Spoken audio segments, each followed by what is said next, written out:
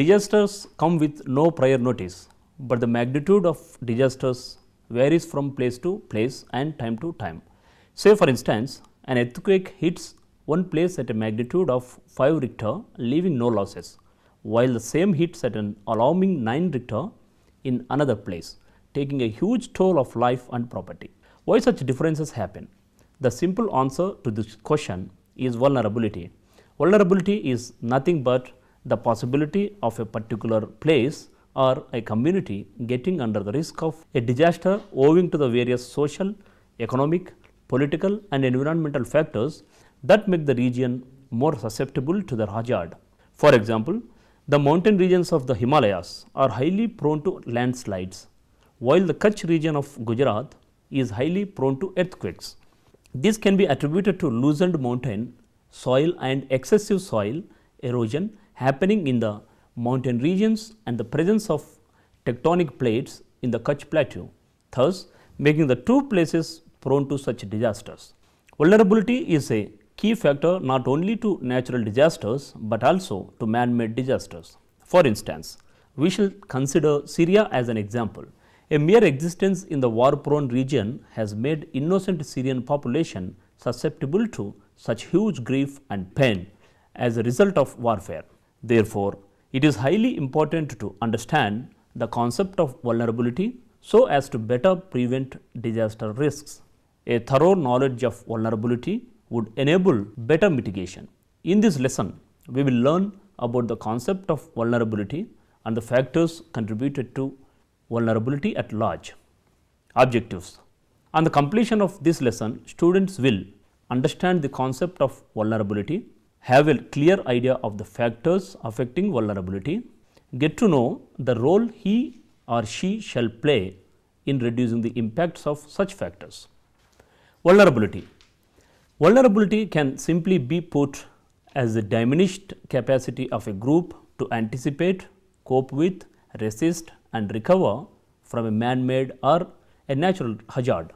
Vulnerability are the characteristics determined by physical, social, economical and environmental factors that increase the susceptibility of an individual, community or a group to a hazard of any kind.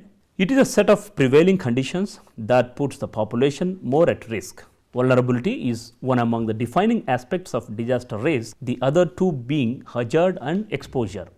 Risk, hazard, vulnerability, exposure. Vulnerability is the human dimension of disasters. It is a result of a range of social, cultural, psychological, economic, institutional and environmental factors that shape people's lives and the environment they live in. Absence of coping strategies is also a part of vulnerability. The reverse side of vulnerability is capacity, which can be described as the resources available to individuals, community and groups to better cope with disaster situations. Lack of capacity would lead to vulnerability.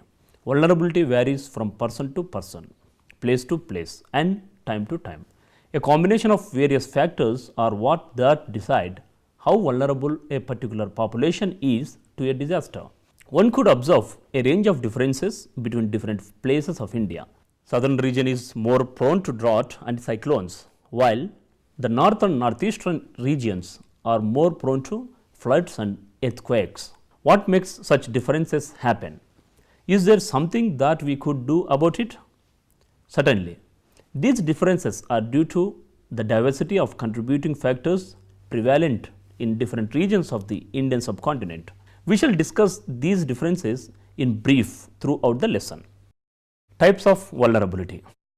As given by the United Nations International Strategy for Disaster Risk Reduction, that is UNISDR, vulnerability to disasters is of four major types: physical vulnerability, social vulnerability, economic vulnerability, environmental vulnerability. Physical vulnerability. Physical vulnerability refers to the geographical proximity to the source and origin of the disaster. The closer we are to the source of the disaster, the more susceptible we are to getting affected. Say for instance, people living along the coastal lines are more susceptible to hurricanes and cyclones, while people living along riverbeds are more prone to floods. Physical vulnerability means the potential for physical impact on the physical environment measured as elements at risk, EAR. Social vulnerability. Social vulnerability refers to the inability of people, institutions and societies to withstand the adverse impacts of disasters owing to social and cultural factors. It is inclusive of the aspects related to education, literacy, peace and security, systems of governance, customs, values, ideologies and beliefs and the collective organizational systems at large. For instance, the elderly, women, children and the disabled are more susceptible to disaster situations as it is highly difficult for them to protect themselves without assistance. Economic vulnerability. Economic vulnerability refers to the susceptibility to disasters owing to economic status of individuals and other economic conditions. The poor in general are more vulnerable to disasters owing to the lack of resources to survive the aftermath of disasters and for the protection of themselves against disasters. It is not possible for the economically backward people to construct sturdy buildings to withstand disasters. Not they can easily move away from disaster affected regions. Environmental vulnerability. This refers to the vulnerability to disasters caused due to environmental factors. This may include natural resource depletion and degradation and also the settlement in environmentally vulnerable region. For example, it is highly evident that soil erosion caused due to deforestation is the major cause for landslides in mountains and hilly regions. People living in forest region are more susceptible to forest fires than the general public. Factors contributing to vulnerability. There are many factors contributing directly and indirectly to vulnerability to disasters. It is important to understand these factors to manage vulnerability effectively. Poverty. Poverty is a major factor contributing to vulnerability. The more poor a person is, the more susceptible he would be to disasters. It is difficult for a person in a weaker socio-economic condition to construct sturdy buildings that can withstand any type of hazard or disaster. Unlike the other group, it is also nearly impossible for them to recover from the losses easily, making them more susceptible to the aftermath of disasters. For instance, when there strikes a flood, it is easy for people to pakka houses to escape or at least reduce their danger by staying safe in the elevated parts of their buildings. But for a street vendor staying under a thatched roof, there is no such place of escape. He has to certainly wait for the help of somebody. Hence, the more poor a person is, the more at risk he is to a disaster.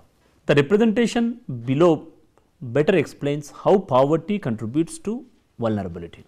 Vulnerable region. Rural population dependent on agriculture, weak infrastructure, low incomes, high disaster risk.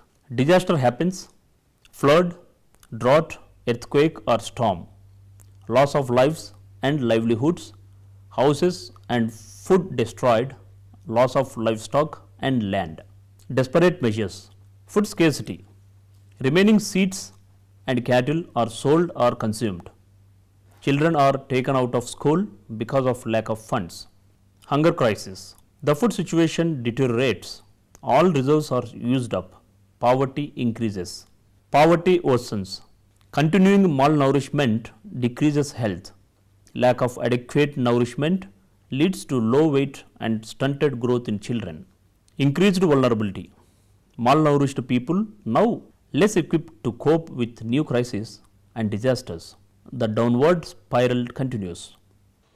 Equitable distribution of resources. Equity refers to how something is being distributed amongst the population. Not everybody requires everything the same way.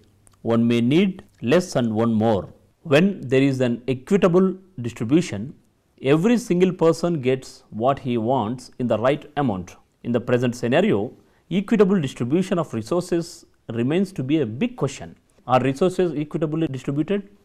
Certainly no. They are abundantly available to a few while access is denied to many. Abundance paves way to exploitation. When any resource is exploited, it goes in vain. For instance, one individual owns 3 or 4 houses while the other is in search for a shelter to protect him from sun and rain. When there is a lack of resources that would support in prevention and recovery, vulnerability to disasters increases manifolds. Gender, age, disability, women, children, elderly and the disabled are always more at risk to disasters. These factors act as barriers to an easy escape from disasters. Consider any man-made or natural disaster that has happened till date. You will certainly find people from the aforesaid segments to be more affected. The 2004 tsunami, up to 4 times more women died than men. Why such a case? A natural disaster should equally affect the entire population. How can women outnumber men in such large numbers? Consider an earthquake. When there is an earthquake alert, young men would easily escape to safer spots. A lactating mother with her baby would be slow, while an old couple would be even slower, hence more vulnerable than others. Geographical proximity. Proximity determines the magnitude at which one would get affected by a disaster. The closer to the disaster-prone region, the more are the chances of being affected. People in the coastlines are more prone to tsunamis and cyclones. Proximity to mountain slopes increases the chance of being affected by landslides. Proximity to riverbeds would end up being susceptible to floods when compared to others. Geographical proximity not only increases the chances of being prone to natural disasters, but to man-made disasters as well. People in war-affected nations, those near nuclear plants, those in fire-affected buildings, etc., are also increasingly prone to disasters. For example, a 15-meter tsunami in 2011 disabled the power supply to cooling support to the Fukushima nuclear plant, resulting in the most disaster event of the century. Almost no single life sustained in the vicinity. Thus, proximity increases vulnerability. Governance. Government has a significant role to play in reducing the risk and mitigating disaster occurrences. Poor governance plays a detrimental role in increasing disaster risk. Improper town planning, construction of dams, mines and nuclear plants near residential areas, etc., contribute to disasters both directly and indirectly. State governments shall constitute disaster management boards and appoint authorities to handle emergency situations. In a disaster situation, if there are no due authorities to handle the situation firsthand, it may end up in a chaotic situation. We would not have forgotten the swift role that the army men and the disaster management forces of the Indian government played in bringing the situation under control during the 2015 Chennai floods. Had they not been there, the severity of the disaster would have increased manifolds. It is the government authorities who approve the construction of buildings and borewells. When buildings are approved without proper land resting there, there are chances that buildings collapse, paving way for small scale disasters. Technology. Technology advancements have paved way to detect at the earliest so as to alert the vulnerable population and mitigate disaster occurrences. Devices have been found to anticipate earthquakes, hurricanes, floods, etc. when such devices are made available. It comes easy to be aware of disasters in prior and take necessary measures to curtail damages caused. Say, for instance, if fishermen are made aware of hurricanes well in advance, or if they have been provided with radars or boats furnished with GPS, they would not get into the ocean and put their lives under risk. Communication system that can be effectively put into use. Poor construction and unregulated land usage. Poor construction and unregulated land usages in order that they withstand any kinds of hazards. Buildings and other structures need to be constructed in a strong and sturdy manner. They shall be in such a way that they sustain any kind of danger and also be equipped with all the necessary precautionary measures like emergency exits, fire alarms, etc. Government shall put forth effective regulations and rules against the construction of building over and adjacent to water bodies. Suppose a multi-storied building is constructed without sufficient emergency getaways, there are chances of stampede during disasters as the entire crowd in the area would rush towards safer regions. Also, if buildings are constructed over water bodies, there are chances that they collapse owing to the loosened soil below. Therefore, poor construction certainly would increase the vulnerability towards disasters. Similarly, overexploitation and improper usage of land may also pave a way to increase disaster proneness. Too many borewells and mining activities may loosen the soil bed, thus affecting the neighborhood adversely. For instance, mangroves act as natural barriers against floods. Nowadays, natural mangroves are destructed and haphazard constructions are being made in those areas. This was found to be the major cause behind the Mumbai floods of 2005.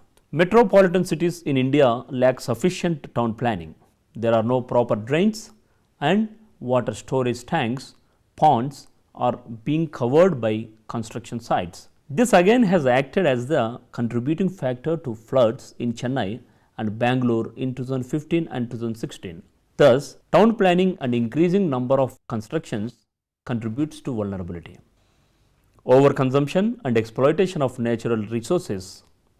Natural resources are the God-given gifts to mankind. They are meant to serve the fundamental needs of human beings. Putting them to use to a certain extent would cause no harm. What if they are overused and exploited?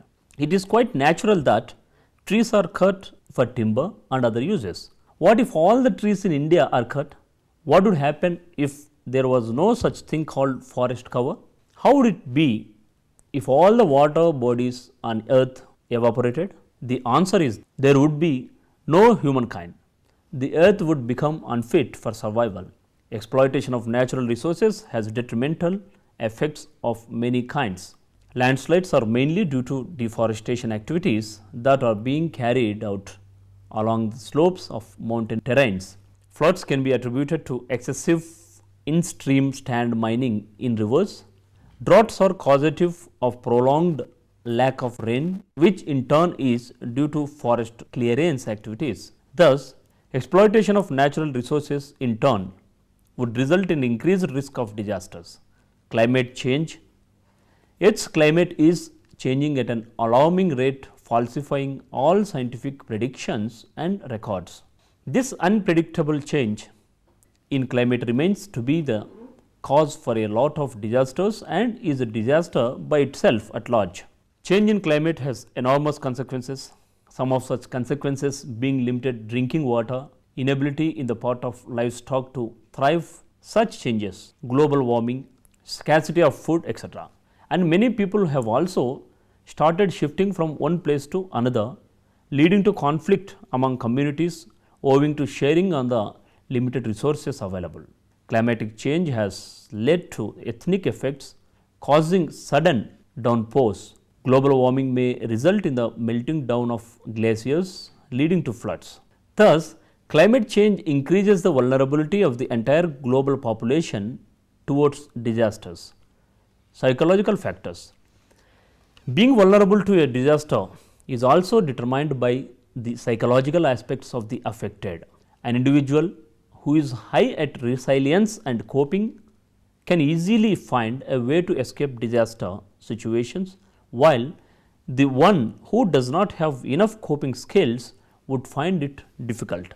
An individual who gets easily anxious would certainly be scared of the disaster situation. This would make it difficult for him to find ways to escape the risk.